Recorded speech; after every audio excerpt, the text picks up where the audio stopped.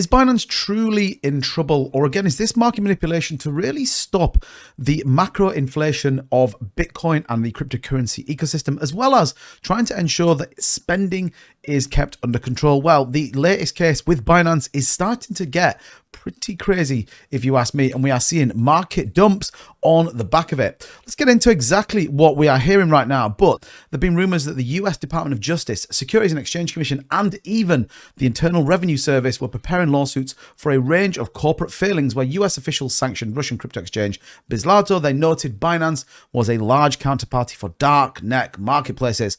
CFTC dropped the first shoe of surprising, if only because the fuels confusion of whether ETH and other cryptocurrencies are commodities or securities. And again, you can debate that until the cows come home, I think, in terms of whether ETH is a security. So many people say yes, and so many people absolutely say no.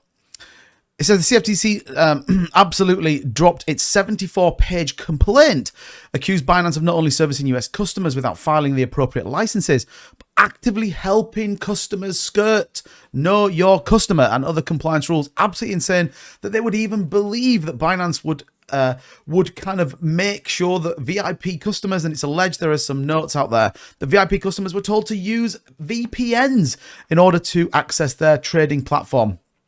It says Binance executives were allegedly aware of its geofencing tools were inadequate and even had a semi-formalized, though confidential, procedure for getting whales around it and shielding their US IP address. Absolutely crazy. So what does it mean for Binance? Well, the case is bad for Binance and comes during an uncertain time for crypto.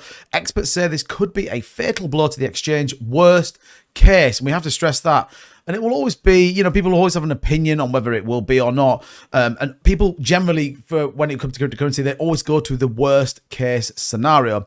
But it says a significant part of its revenue could be also affected. For instance, essentially saying that the case is not centered for consumer safety, but designed to prevent Binance from profiting from the US hedge funds. CZ could be barred from running the firm he founded in 2017 and from trading crypto, period. If Zhao is thought to be one of the wealthiest people in the world starts selling off assets, they could have a negative impact on the crypto prices. And I love this statement. I love it. The fact that CZ is going to start selling all his Bitcoin. I mean, you couldn't literally write the most nonsensical stuff if you tried. And again, there is a response here from CZ, which we'll take a look at in just 1 second. And there's a lot more around kind of BitMEX and how that kind of pulls out. But in terms of Binance, it says evidence suggests that there is at least one informant at Binance who passed private communications and self-destructing signal messages to the commodities watchdog. The messages paint a portrait of Binance when Zhao at the helm as a business that would sacrifice rules for the sake of growth.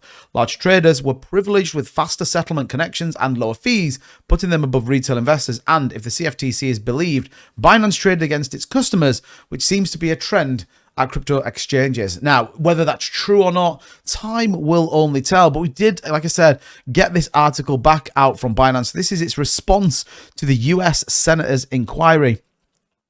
And it says here at the top, Binance was launched in 2017 by the Canadian entrepreneur Xiaopeng Zhao and several co-founders. CZ family emigrated to Canada in 1989. Now, as much as we don't want to know about where he came from, but in terms of their compliance program, now if you remember, CZ's come out and openly talked about how regulated Binance has been, how many licenses Binance has, and ultimately they absolutely make sure that they have mandatory KYC procedures for all users. And anyone who has used Binance, you know that you have to KYC in order to transact and equally operate.